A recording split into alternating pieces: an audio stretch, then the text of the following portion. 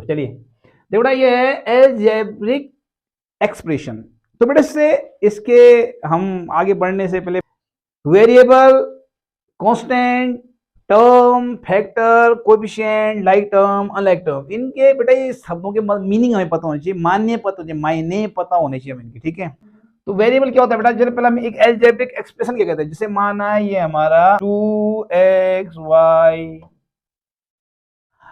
3x 5x square, समझने बात को, ओनली कहीं पे x लिखा हुआ है, यहाँ पे 3x प्लस 2y लिखा हुआ है, ये सारे अलजेब्रिक एक्सप्रेशन है, ठीक है।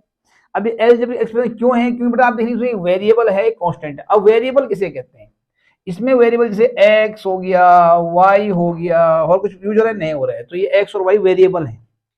We don't know what is the value of x and what is the value of y, हमें पता नहीं है, और जिसका वैल्यू हमें पता ही नहीं है वो कुछ भी हो सकता है, वो होता है वेरिएबल। ये होता है ABCD मान लेते हैं, कई बार लोग XYZ मान लेते हैं, PQR मान लेते हैं, वो अलग तरीका मानने का, ठीक है।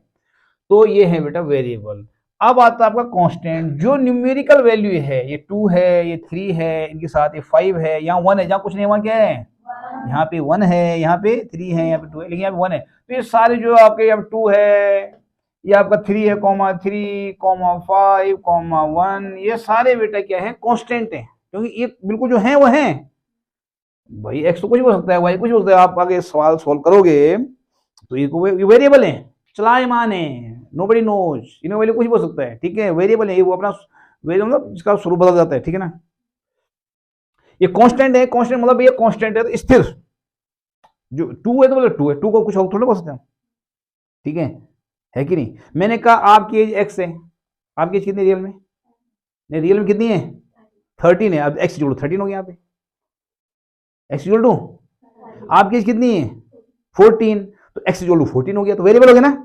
मैंने बोला late the age of Khushi is equal to x, मैंने कहा माना खुशी की उम्र x वर्ष है, let the age of Khushi is equal to, अब x जोड़ो कितना हो गया 14। मैं let the age of Aarushi is equal to x, यहाँ पे x की वैल्यू कितनी हो गई 13, माना अगले दिन हमने अगला सवाल किया, तो आप वेरिएबल समझिए आप लोग। और कांस्टेंट मैंने कहा ये बच्चा 2 साल का, तो 2 साल का ही हो, यानी कि मैंने बोला 2 साल का है तो 2 ही रहेगा हमेशा, 2 कोई और कुछ नहीं कर सकता, 3, 5 ये सब। अब एक वर्ड आता है टर्म, एक क्या होता है वर्ड टर्म, बेटा पूरा टर्म होता है, 3x एक टर्म है, 2y एक टर्म है, 5x स्क्वायर पूरा एक टर्म है, जिसे माना हमें लंबा से है 3x square plus 2y plus 5। अब यहाँ पे ये 3 टर्म है, एक टर्म ये है, एक टर्म ये है, एक टर्म ये है, 3 टर्म है यहाँ पे इस इक्वेशन में। इस इक्वेशन में कितनी टर्म है 1, 2 एंड 3 टर्म, समझ गए आप लोग, टर्म समझ गए। जब भी कोई चीजें प्लस माइनस हो रही हैं, जब अलजेब्रिक एक्सप्रेशन आपके ऐड या सब्ट्रैक्ट हो रहे हैं, तो कितनी चीजें ऐड या सब्ट्रैक्ट हो रही हैं आपस में, वो टर्म है। अब उसमें कितना लंबा होता है, जैसे आप माना आप लिखेंगे, आप माना suppose 3x square y square z square A, ये एक ही है, और प्लस 5, बोले भैया इसमें बताओ कितने टर्म है, तो आपने 2 टर्म है, इसमें कितने टर्म है 1 और एक 1 हो गया, क्योंकि 2 चीजें आपस में ऐड हो रही हैं। कितनी टर्म है इसमें कितनी टर्म है इस वाले में, ये आप कितना लंबा है इससे कोई मतलब नहीं है, प्लस और माइनस देखना आपने कितनी चीजें आपस में ऐड या सब्ट्रैक्ट हो रही हैं, उतना आपने गिन लेने है ना। बात समझ में आ गई, लेंथ से कोई मतलब नहीं, अब ये नहीं बहुत लंबा और बाप इसमें ज्यादा टर्म लग रहे हैं, टर्म एक ही है भाई उसमें, क्योंकि तो प्लस तो यहाँ लगाना है यहाँ पे, यानी एक टर्म पूरा एक ही टर्म है, इधर क्लियर। टर्म पहचान लेंगे आप, तो ये टर्म हो गया। जैसे यहाँ पूछेंगे आप 3x square y square Z cube A, एक टर्म ये इसमें और एक टर्म 5 है, यदि इसकी बात करेंगे इसमें भाई कितने टर्म, किसी बता बोले एक टर्म ये है, एक टर्म ये है, इधर क्लियर, बात समझ में आ गई, पक्का टर्म समझ गए आप लोग। अब एक आता है factor, what is factor, what is factor वो है बेटा जब हम किसी टर्म को ब्रेक करते हैं, क्यों टर्म किससे बना हुआ है, जैसे टर्म है आपका यहाँ पे, तो फैक्टर हो गया 3 हो गया, x स्क्वायर हो गया, y स्क्वायर हो गया, z क्यूब हो गया, ये इसके फैक्टर है, 1 2 3 4 फैक्टर है इसके, 1 2 3 5, एक ये भी है 5 फैक्टर है इसके। फैक्टर मतलब जो टर्म बना हुआ है वो किन से मिलकर बना हुआ है, वो उसके फैक्टर हो जाएंगे, इज क्लियर, कोई प्रॉब्लम समझ में आ रहा है। जो टर्म बना हुआ है, जैसे यहाँ पे बोले इसके फैक्टर क्या है 3 और x स्क्वायर है, इसके फैक्टर क्या है 2 और y है, इसके फैक्टर क्या है ओनली 5 है, इसका एक्स में क्या है 1 और x है। कौन समझा? 1 तो समय होता है, पता है आप लोगों को। फैक्टर समझिए आप लोग, फैक्टर ही हो गया। अब एक कोएफिशिएंट क्या हुआ साहब? कांस्टेंट ही कोएफिशिएंट है। जैसे है ना, यहाँ कोएफिशिएंट कितने हैं? यहाँ कितने हैं? यहाँ कितने हैं? यहाँ, यहाँ, यहाँ, यहाँ पे, वेरी गुड, यहाँ पे, यहाँ पे, यहाँ पे, ये सबके हैं कोएफिशिएंट। कोएफिशिएंट समझे आप लोग? और यहाँ पे कितना कोएफिशिएंट?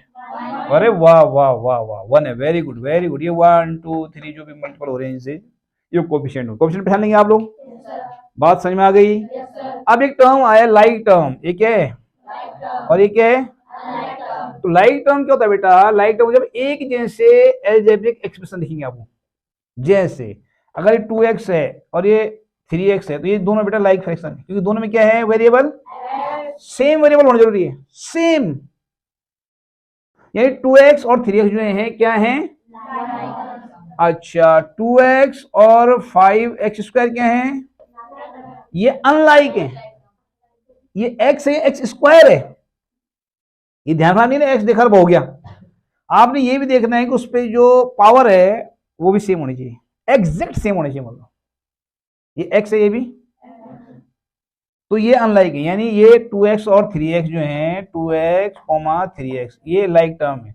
और ये जैसे 2x और 5x स्क्वायर, ये अनलाइक टर्म है, क्योंकि इसमें जो वेरिएबल है बेटा वो x है, इसमें वेरिएबल x स्क्वायर है। देख रहे हैं आप लोग, समझ रहे हैं आपको?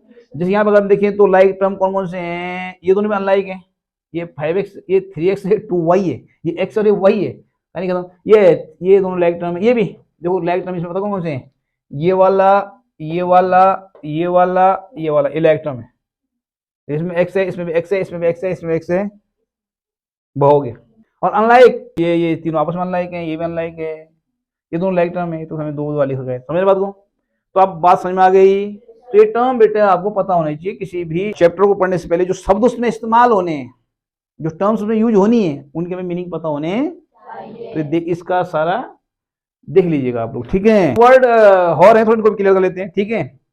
मोनोमियल क्या होता है? मोनोमियल होता है बेटा जैसे जिसमें एक ही टर्म है, जैसे 3x सपोज कीजिए आप, यह 2x स्क्वायर है, या 3xyz है, सब एक ही है, अकेली है। भी ऐड या सब्ट्रैक्ट हो रहा है उनके साथ, हो रहा है, इसीलिए मोनोमियल है। इधर क्लियर?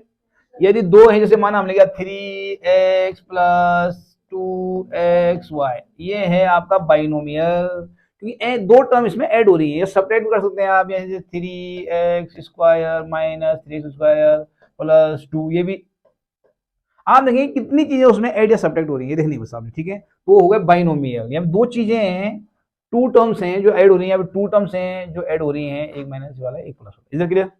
बात समझ में आया आप लोगों के? समझ में आ रहा है? कितनी टर्म्स हो? ट्राइनोमियल 3 हो जाएंगी, और क्या है? 3x + 2x² + 5, ये ट्राइनोमियल हो गया, ट्राइनोमियल हो गया। कोई दिक्कत है? कोई भी तीन टर्म आपकी ऐड या सब्ट्रैक्ट हो रही है, वो क्या है इससे कोई मतलब नहीं हमें, वो क्या है इससे कोई मतलब नहीं है। अपने को देखना 3 है बस, कितनी चीजें ऐड हो रही है, सब्ट्रैक्ट हो रही है, कुछ भी, ठीक है ना? और पॉलिनोमियल में मोर देन 3, कुछ भी, यानी 3xy + 4x² + z + 3, तो ये जो है पॉलिनोमियल हो गया। पॉली इसको भी कहते हैं कई बार, अगर आप बोले मोनोमियल पॉली, कई लोग दो ही शब्द बोलते हैं, एक मोनो एक पॉली, तो मोनो में ओनली सिंगल आ जाएगा, और ये वैसे ये पॉली, ये पॉली, ये पॉली।